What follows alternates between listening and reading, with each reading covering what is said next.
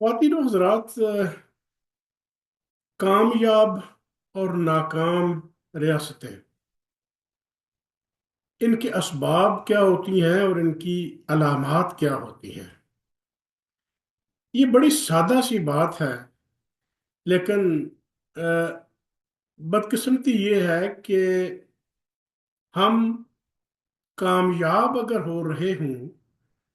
तो उसका तो हम ढोल पीटते हैं और बेतहाशा पीटते हैं। इस हद तक पीटते हैं कि जो छोटी छोटी चीजें हैं उनको भी हम सेलिब्रेट करना शुरू कर देते हैं कि जी मैंने ये काम कर लिया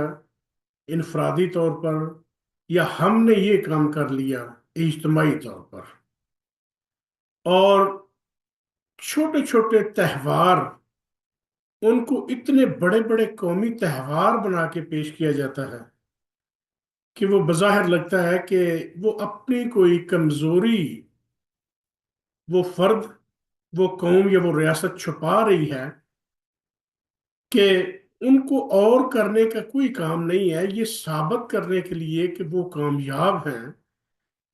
वो चीजें जो कि सेलिब्रेट नहीं की जानी चाहिए या उस सतह पर नहीं की जानी चाहिए, लेकिन हम उसको बढ़ा चढ़ा के फसाहत और बलागत के साथ पेश करते हैं। जबकि जो नाकामियां इनफरादी तौर पर हम सब के घरों में हमारी अपनी हैं, कौमी सतह पे हैं या मुल्की सतह पे हैं, हम उनके ऊपर बात करने की बजाय अपनी आंखें बंद कर लेते हैं। इससे पहले वीडियो में मैं ये अर्ज कर चुका हूं कि जब हम इनफरादी तौर पर और इज्तमाही तौर पर एक कौम होने के नाते सवाल उठाना बंद कर देते हैं, दलील देना बंद कर देते हैं, या दलील सुनना बंद कर देते हैं, या सवाल उठाने की सलाहियत को कुचलने की कोशिश करते हैं, तो हम जाने या अनजाने में हम जंगल के मुआशरे की तरफ बढ़ रहे होते हैं। अब कामयाब रियासतों की तारीफ जो है ना, मेरी नजर में ये एक तारीफ कि जी मैंने एक टेरिटोरियल जो प्रोटेक्शन है कर ली है कि मेरा मुल्क पाकिस्तान है, इसके बॉर्डर्स इतने लंबे चौड़े हैं और ये 1947 में बना था। और उसके बाद मैंने टेरिटोरियल इंटेग्रिटी को बचा के रखा, मैंने इसका दिफा किया। कामयाब रियासत का अगर ये तस्वुर है कि किसी मुल्क या किसी कौम में जो बुनियादी इंसानी हुकूक हैं उनकी पासदारी ना की जाए, उनकी प्रोटेक्शन ना की जाए, और फिर हम अपने आप को कामयाब रियासत डिक्लेयर करने के झूठे ख्वाब में मुब्तला रहे, तो वो महज एक शराब है। वो खुद को धोखा देने के मुतरादिफ है। वो इसलिए कि जब आप अपनी गलतियों से सीखते नहीं, अपने माजी के तजर्बात को सबक नहीं बनाते, और आप उसी पगडंडी पर, उसी रास्ते पर दौड़ते चले जाते हैं और लम्हा भर भी तवक्कुफ करके सोचते नहीं कि आज अगर हमारे कमोबेश हर दूसरे चौथे पांचवें घर में अगर बंदूक मौजूद है, असला मौजूद है, तो वो क्या कामयाब रियासत की निशानी है? हरगिज नहीं। बंदूक का घर में मौजूद होना या असले का फौज के अलावा हमारे घरों में मौजूद होना, वो इंडिकेट करता है कि इनसिक्योरिटी, कि हम महफूज नहीं, कि रियासत नाकाम हो गई अपने शहरियों की हिफाजत करने में। दूसरी तरफ आ जाए, तालीम। हमारे कुंबियों की तरह ہزاروں انسٹیٹیوٹ پرائیویٹ سیکٹر میں جا چکے، اور لوگوں کی ترجیح ہوتی ہے کہ وہ جب بھی جائیں، اگر وہ افورڈ کرتے ہیں تو ان کے بچے جو ہیں وہ پرائیویٹ سکولز میں پڑھیں۔ اس کا مطلب ہے ریاست وہ نظام تعلیم وضع کرنے میں ناکام ہو گئی کہ جس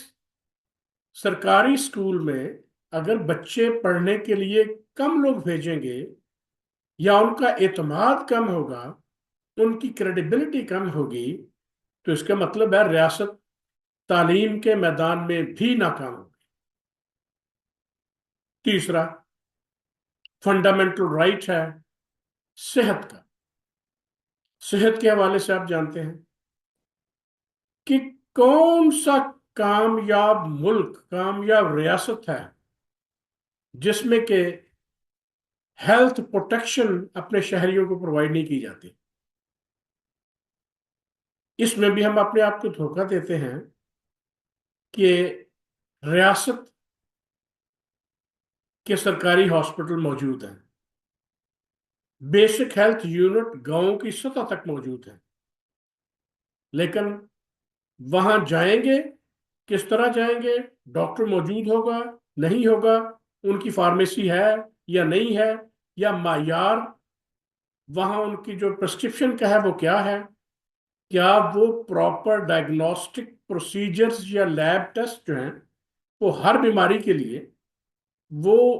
جو سیٹ پروسیجرز ہیں وہ فالو کرتے ہیں یا نہیں کرتے، کہ ڈاکٹرز کے لیے ہسٹری ٹیکنگ سے لے کے جو سائنز اور سمٹم ہے کسی بھی بیماری کو، ان کو ریکارڈ کرنے کے بعد اگر کوئی بلڈ ورک ہے، کوئی اور ٹیسٹ ہے، کوئی ایکس رے ہے، کسی بھی قسم کا ٹیسٹ ہے، اگر وہ کروا کر اس کی پرسکرپشن نہیں دیا جاتا، یا ہمیں اینٹی بایوٹکس طرح کی میڈیسن بھی اوور دی کاؤنٹر اویلیبل ہیں، یا ہم سرکاری ہاسپٹلز میں جانے سے گریز کرتے ہیں کہ ان پر ہمیں اعتماد نہیں، اور ہم کوشش کرتے ہیں کہ ہم پرائیویٹ پریکٹیشنرز کے پاس جاتے ہیں، پرائیویٹ ہاسپٹلز کے پاس جاتے ہیں، اور وہاں جا کے اپنا علاج کرواتے ہیں۔ اس کا مطلب ہے یہ تیسرا شعبہ تعلیم اور سیکیورٹی کے علاوہ، یہ جو تیسرا صحت کا شعبہ ہے، اس میں بھی ہم کامیاب نہیں، لیکن ہم ماننے کے لیے تیار نہیں ہیں۔ اب اس کو ایک ایک مرتبہ تھوڑا سا اس کو ڈیٹیل میں اگر ڈسکس کریں کہ ہمارے گھروں میں بر صغیر بالعموم اور پاکستان میں بالخصوص یہ اسلحہ گھروں میں آیا کب اور کیسے؟ یہ زیادہ تر اسلحہ ہم نے جو اکٹھا کیا، ایک تو ہماری سیلف پروٹیکشن ہے کہ ہم انسیکیور فیل کرتے ہیں کہ رات کو، دن کو، دوپہر کو گاڑی میں بھی اگر اسلحہ موجود ہے تو ہم محسوس کر رہے ہوتے ہیں کہ کسی بھی لمحے کوئی ایمرجنسی ہو سکتی ہے، سیلف ڈیفenس میں ہمیں استعمال کرنا پڑ سکتا ہے۔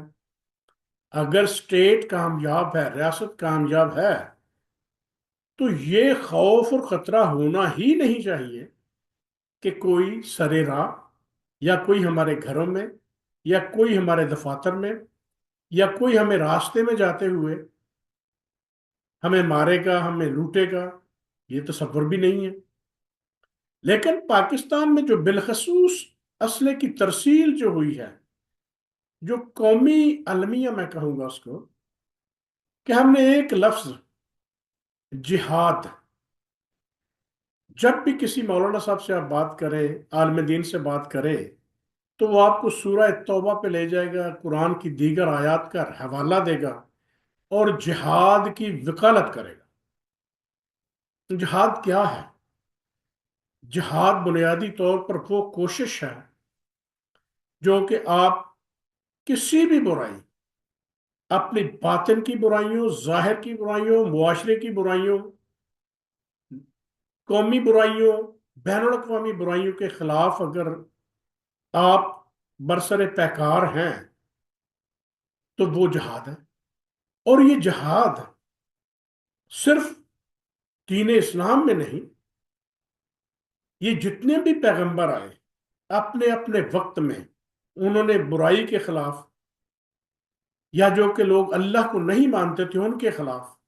جہاد کیے، کوشش کی۔ اب اس میں اگر ان لوگوں نے جہاد کیا ہے تو اس جہاد کی نوعیت کیا تھی؟ کیا وہ کوئی انڈیویجول جہاد کے لیے تیاری کرتے تھے، یا وہ اپنے وقت کے کسی راہبر سے مراد بادشاہ، کسی امیر کے ہاتھ پہ بیعت کرتے تھے تو اس کے بعد ان کو اجازت ہوتی جہاد کریں؟ یا ایسا ہوتا تھا کہ ایک گھرانے میں، ایک ملک میں 1000 گھر ہے، اس ملک کی ایک اپنی فوج ہے، اس کا ایک اپنا امیر ہے، ایک اپنا بادشاہ ہے، اپنا پرائم منسٹر ہے، اپنا پریزیڈنٹ ہے، اور وہ اٹھ کر مختلف عسکری گروپس کو ترتیب دے یا ان کی حوصلہ افزائی کرے اور وہ ہتھیار اٹھا لیں کہ جی ہم جہاد کرنے لگے۔ اور جب وہ جہاد کرنے کے لیے سرکاری سرپرستی میں ان کے پاس یہ سرکاری سرپرستی حاصل ہوگی تو وہ اسلحہ حاصل کریں گے، اور وہ اسلحہ الٹیمیٹلی کوئی ضروری تو نہیں کہ وہ انہی باؤنڈریز میں رہ جائے گا۔ پہلی بات تو یہ کہ نقطہ نظر کا اختلاف ہو سکتا ہے، آپ پر انڈیویجول جہاد، میری نظر میں فرض تو یہ ہے کہ آپ اپنے ظاہر اور باطن، اور آپ اپنے گھر میں، آپ اپنے اس معاشرے میں سچ بولنا شروع کر دیں، یہ جہاد ہے۔ سچ بولنا شروع کر دیں، جہاد ہے۔ سچی گواہی دیں، یہ جہاد ہے۔ علم کی جستجو کے لیے کام کریں، یہ جہاد ہے۔ غریبوں کے لیے کام کریں، اظہار ہمدردی کریں، خدمت کریں، یہ جہاد ہے۔ لیکن اگر آپ یہ کہیں کہ جی ہماری یہ نظریاتی جو باؤنڈریز ہیں، ان باؤنڈریز کی حفاظت ہم نے مسلح جتھے بنا کر کرنی ہے، تو میری نظر میں تو ایسا جہاد آپ نے آج نہیں دیکھا، بلکہ بر صغیر میں اور اس سے بھی پہلے، ابھی پاکستان میں بھی پچھلی جو 6-7 دہائیاں ہیں آپ نے دیکھا ہے۔ ہم اس جہاد میں کس حد تک کامیاب ہوئے، اس پر نظر ثانی کیجئے۔ کیا اس جہاد نے ہمارے اپنے ملک کے اندر 20 عسکری گروپ نے بنا دیے؟ اب سیکیورٹی اور تعلیم اور صحت کے بعد چوتھا جو اہم ترین جو فنڈامنٹل رائٹس کے حوالے سے ہے وہ نظام انصاف ہے۔ کیا ہمارا نظام انصاف ڈیلیور کر رہا ہے یا نہیں کر رہا؟ اگر وہ کر رہا ہے تو یہ کامیاب ریاست کی ایک نشانی ہے، اور اگر یہ نظام انصاف جو اس وقت موجود ہے یہ کسی کو انصاف فراہم نہیں کر رہا، تو یہ ایک چوتھی علامت ہے کہ ہم ناکام ریاست ہیں۔ اگر ہم ان غلطیوں، ان کوتاہیوں، ان لغزشوں سے سیکھیں گے تو ڈیفینیٹلی ہم ایک کامیاب ریاست کی طرف بڑھ سکتے ہیں۔